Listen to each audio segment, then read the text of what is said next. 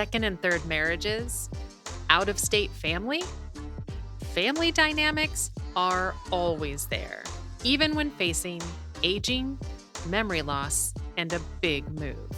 I'm your host, Valerie Borgman, and today, Mike and Liz share their story of moving Mike's dad from out of state and dealing with a family they'd never even met. He was living in his wife's daughter and son-in-law's rental home, and they were not going to allow that anymore. We couldn't pull him dragging and screaming onto the plane. Welcome to Desperately Seeking Senior Living, a podcast for sons, daughters, grandkids, and spouses who suddenly find themselves tangled in the search for senior living and care. If you like today's episode, don't forget to subscribe and check out our doable download in today's show notes for a printable summary of the show and a bonus tip from our guest. Last summer, my father, who's 88, was in Tucson with his wife, and the family of his wife wanted to move to Virginia. So I went to help him kind of pack his stuff up and kind of help clean out some sheds, and really noticed that he was, his memory was not there. He had a hard time, putting things together. But if he was in his routine, he was fine, right? He could do the same thing every day without a problem and still come across very well spoken and educated, so he can come across as being, that the dementia hasn't, taken him, right? So they moved to Virginia in August, I believe, and there's some, how far do we want to go? No, we don't have to go that far. There was just some family dynamics between us that had been years in the making, and so we weren't that close, but still, close enough that it was I felt it was my commitment to him to take care of him, basically, right, and get him moved. So got him moved, and then his wife had a series of falls, and so she became not able to care for him, and so it became rather evident that he needed, either to find a place to live or, an assisted living in Virginia or come back home. And the family really asked to have, kind of remove themselves of taking care of him. And so it was our opportunity to go out and try to convince him to come home or come to, back to the Seattle area with us. And then we could figure out collectively what the next steps were. And so this was his wife's family saying that they were not going to take care of your dad. Correct. Yes. Yeah, correct. His third wife's family. We had never even met the family prior to this. Oh my gosh. I have never met Trish, his wife, former wife, or deceased wife. And Mike had only met her a couple times. Yeah. What was his memory loss like at that point? I think it was significant, to say the least.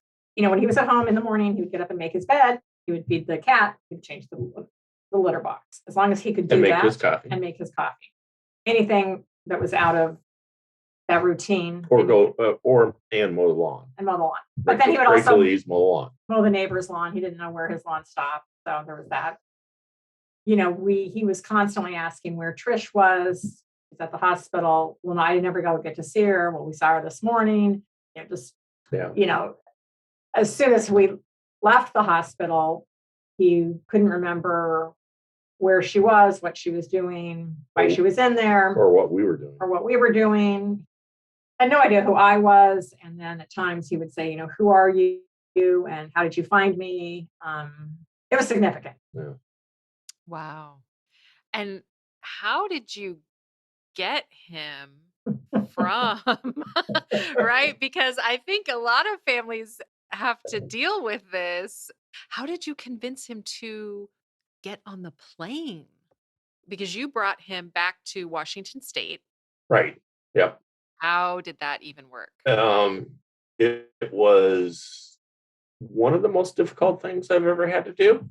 And it was really, I just kept, saying that it was temporary, right? For one, nobody here can take care of you. I can take care of myself. No, you can't, and so it was a lot of that conversation. We started too early in it. It should have been like a day or 2 days before we left.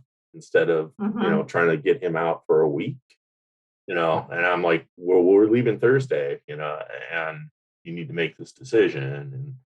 But really it got to the point where it was pretty ugly at times. He had some real anger towards me for trying to get him out of there. He felt that he could live on his own, even though it was apparent that he couldn't. And even every day at the hospital, his wife would say to him, "You're going to go stay with Mike and Liz just for now. And that's really what I want you to do, because it will help me get better if you do that." And he would say yes. And then he had no memory of that, within, before he even got home. And so we'd remind him of that. We had attempted to record a couple of those conversations to play back, on a later date. Oh, I love that. That really didn't work that well. Oh, no, it didn't. But it was a good effort. It was a good idea, we thought. What didn't work about it? He just wasn't, I don't think he could put that it was her talking, together without even the video. And then if it was video, you couldn't hear it. And so there was just because there was quiet talking. That's a really great idea, though. I thought so. That's a good thing to try. And it really came down to, it's like, if you don't go with me, it'll be the worst mistake you've ever made in your life, because you will have guardianship, basically, right? The family had washed their hands of it. They made it very clear they were not going to take care of him at all. He was living in his wife's daughter and son-in-law's rental home, and they were not going to allow that anymore. We couldn't pull him dragging and screaming onto the plane. So we told him that if he didn't come with us just for a visit, that we would have no choice but to call Adult Protective Services. And I had already had a conversation with someone there in the event that we could not get him in the car or on the plane. What do I do? Wow. And at that point, it would get really ugly and you would lose all control. So I think that some of that sunk in, and the fact it was we're just going out for 2 weeks, right? We just gave a very short horizon. We're going out for 2 weeks. And we did see a neurologist before we left who had a conversation with my father and prescribed some Xanax to help us get on the plane. I love that you talked about it in terms of being a short time frame. That's something that we talk about a lot with families. And I love that you also enlisted the help of a doctor. You got the Xanax to get you on the plane. What was the flight like? It was the longest day and the longest, half hour of our lives. Yeah, it's Virginia to Seattle. So, it is not a quick trip, right? Through Denver, a long layover in Denver. We bought him some noise canceling headphones, a neck pillow. He wouldn't have any of that. He just wanted to be on his phone, but of course it didn't work. He didn't understand that. Oh, he didn't understand that your cell phone doesn't work on a plane. Right. Yep. And then, of course, the flight to Denver was okay. It was morning when we left. The flight from Denver to Seattle was horrible. It was dark, got to be dark. He has kind of a sundowner. It definitely has that. With the Xanax, I think it helped keep him under control, but I think there could have been some hallucination going on, and he really lost it towards the end. And we were just thought, like, if we don't land soon, he's going to just lose it. This plane's going to be diverted somewhere. Yeah. He didn't know who we were. He didn't know who Mike was. He thought Mike was an attorney. He thought Mike was a flight attendant. He told Mike to back down, or he was on the lawsuit. It was just crazy. Oh my gosh, you guys. Yeah. And I know that, like the bad lighting and the evening time and the time change and all of that was difficult. It was a rough flight. Wow.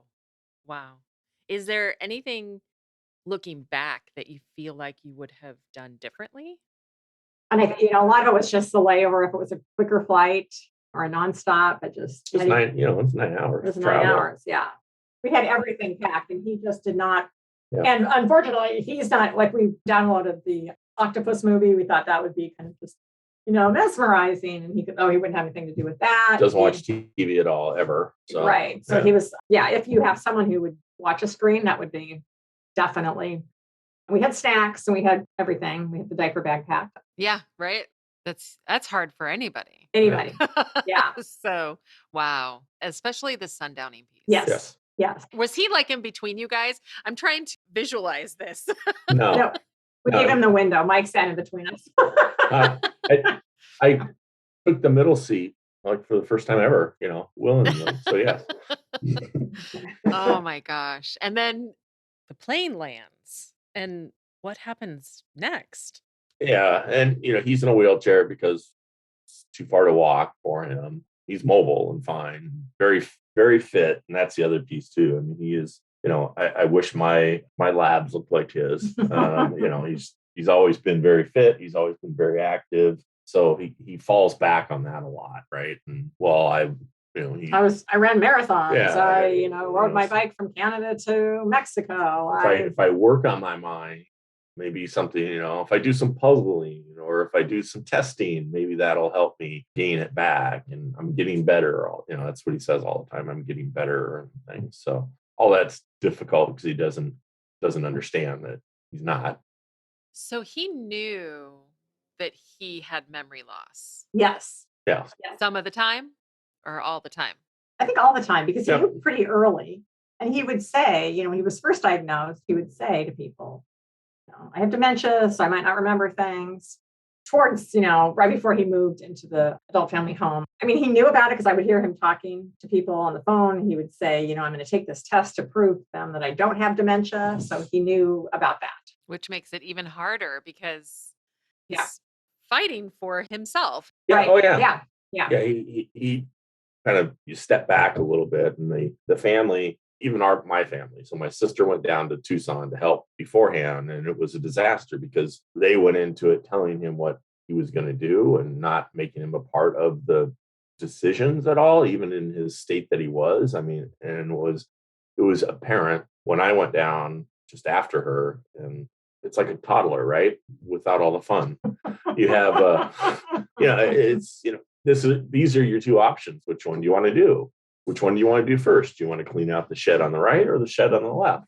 And I think that he really felt from July through October that everybody was taking his power of decisions away and being a very strong-willed. Well, he was always, very obstinate and never did anything to make it easy on someone else. So the fact that Trish wanted to move to be with her daughter, even if he hadn't had the cognitive issues, that would have been something he would not have given into easily. Right. Because he does things that he wants to do. So there's, that's tied up with his dementia as well.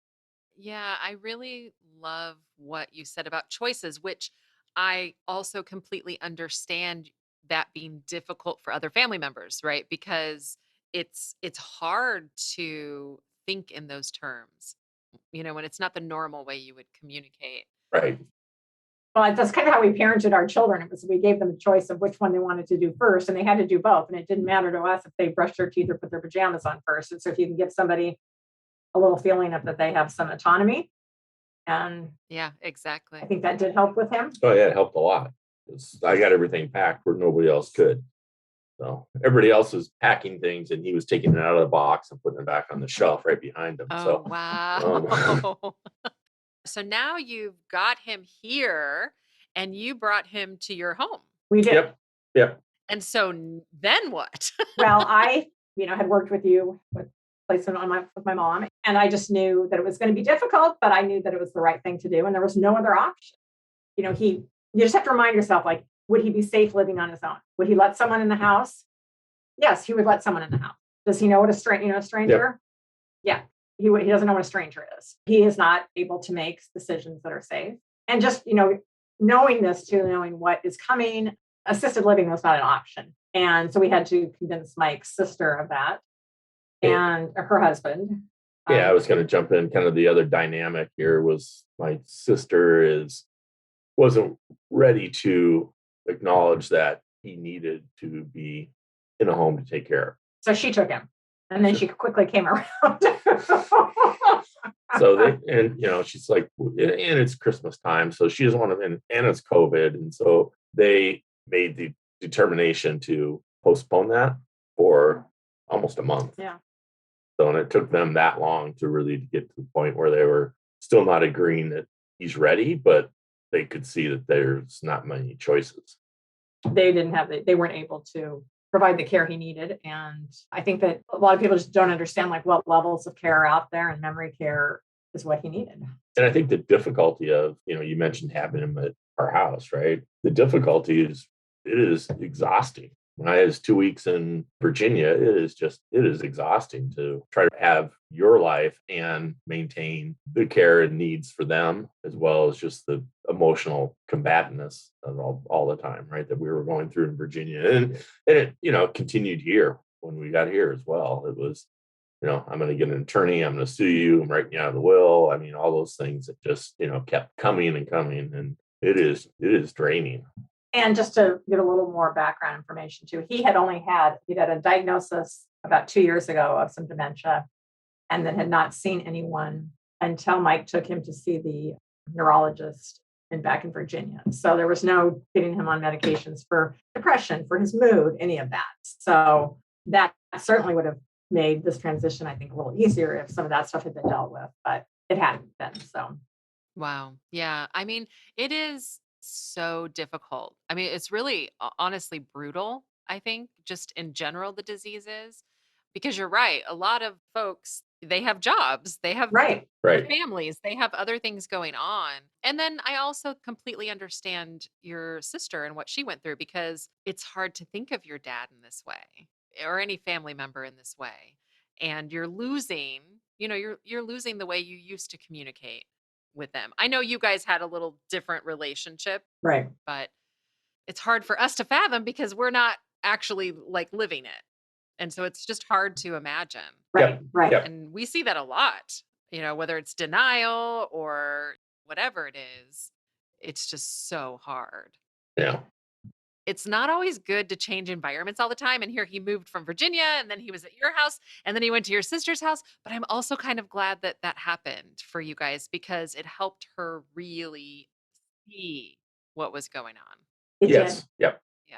Yeah. It did. To live it, right? Because again, when you talk to him on the phone, I mean, he puts on a good show and still does on the phone. I mean, if he doesn't know something or can't remember it, he can hide it just, in a conversation. All of a sudden he can't hear you, or, there's something else that goes on, or, hey, I got to go to dinner and it's 1:00.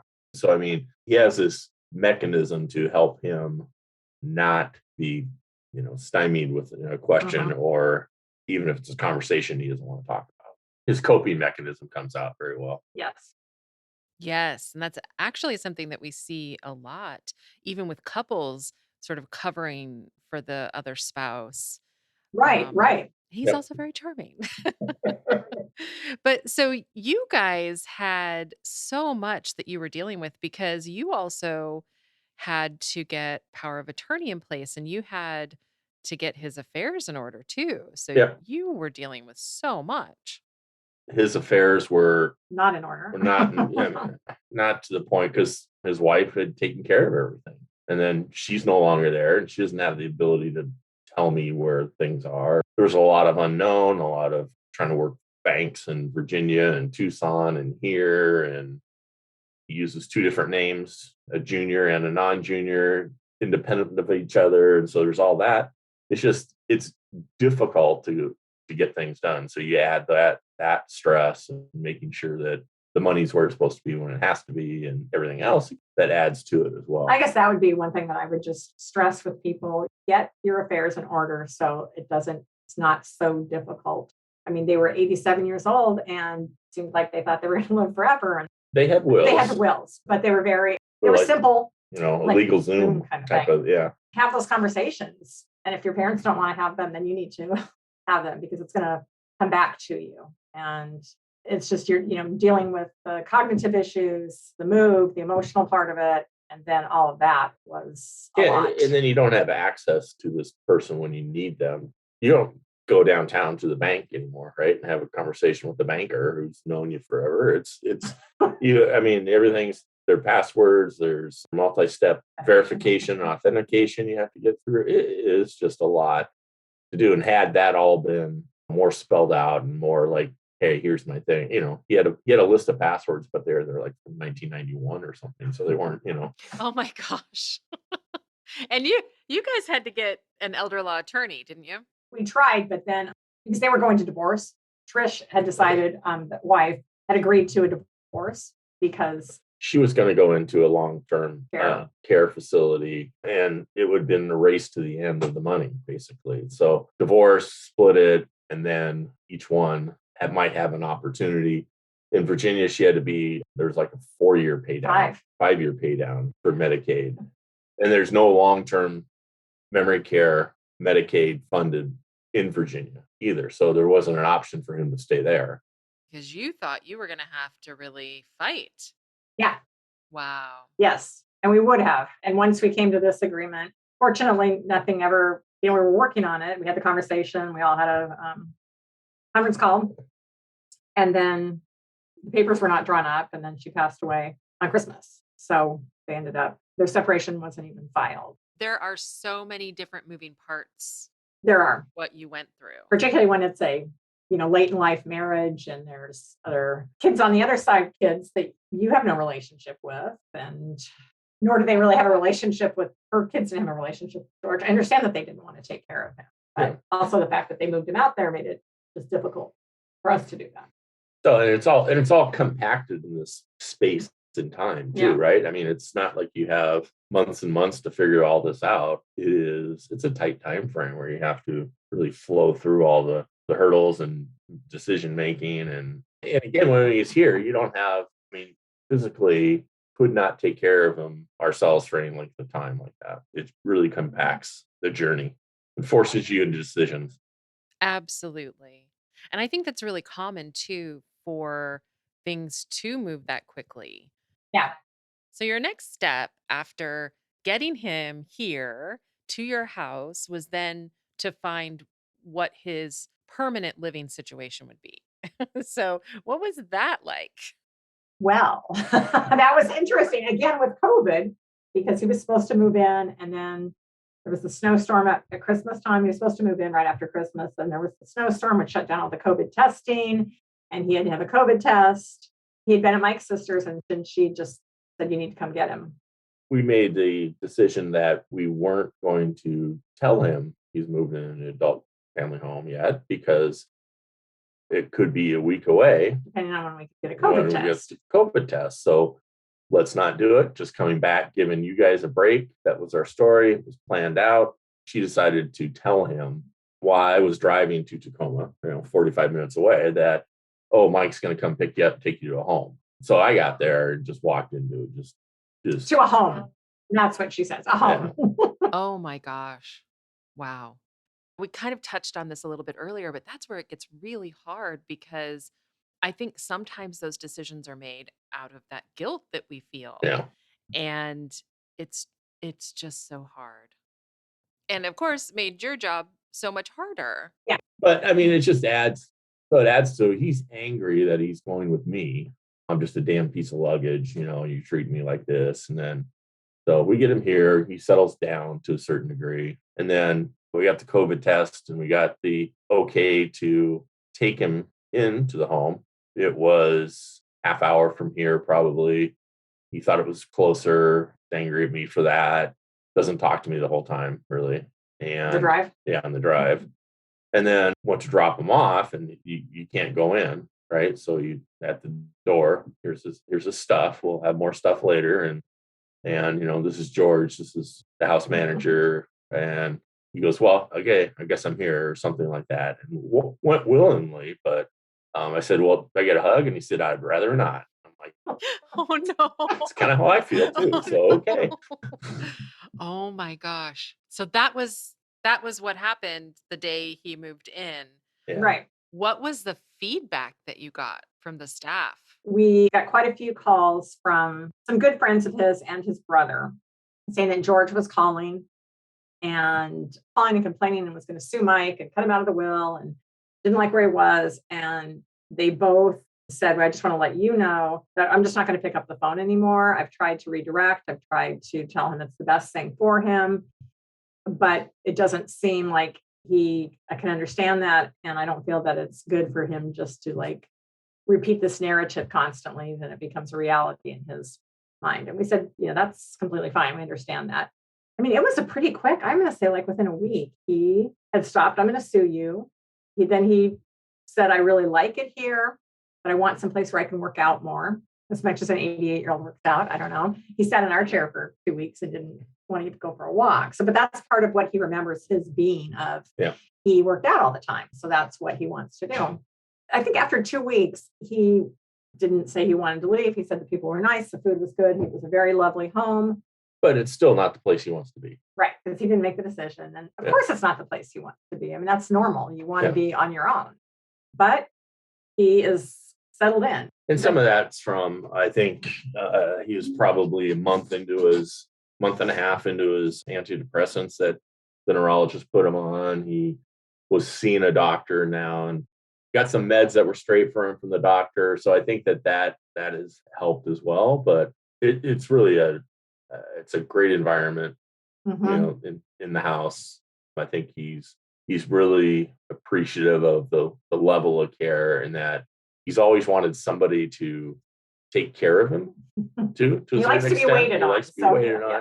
He's talked a lot about, well, I want to be able to do all these things, but the reality is that he's not comfortable doing those things. He doesn't want to go out and do anything. That's kind of frightening to him. He really wants to sit in his chair, and he wants to be in an environment that he feels secure in. And he has that. And he can talk to people. And he can talk to people. And he has that. And it provides all of that. So I think like, especially when I went through this with my mom, I thought like, oh my gosh, she's just going to be in this place. But I'm like, but she's not in the situation that I'm in. I'm not in her situation. And it's a safe situation. And there can be enough stimulation for them, but yet it's safe and it's a routine and someone there, to take care of them. And I think that's a really good point too, that we didn't talk about. It's not only it's a level of care, it's that we couldn't provide. It's that stimulation. It's that we're trying to go about our own lives, and that may sound a little hollow and stuff, but it's your work, and you still have your own stuff you have to take care of. And Mike's trying to work. We're trying to balance all of our work, and that's what they're there for. And he gets the stimulation that he needs. Yeah. And I think there's something to be said for having that community with someone that's closer to your age. Yeah. Right. And definitely. So he's got that. I love, you touched on a couple of things, but I love how you were able to have that conversation with his friends. Mm-hmm. I think that's something that I don't think's really come up before, for everyone to sort of get on the same page, and there's that little level of guilt. I'm not going to answer the phone.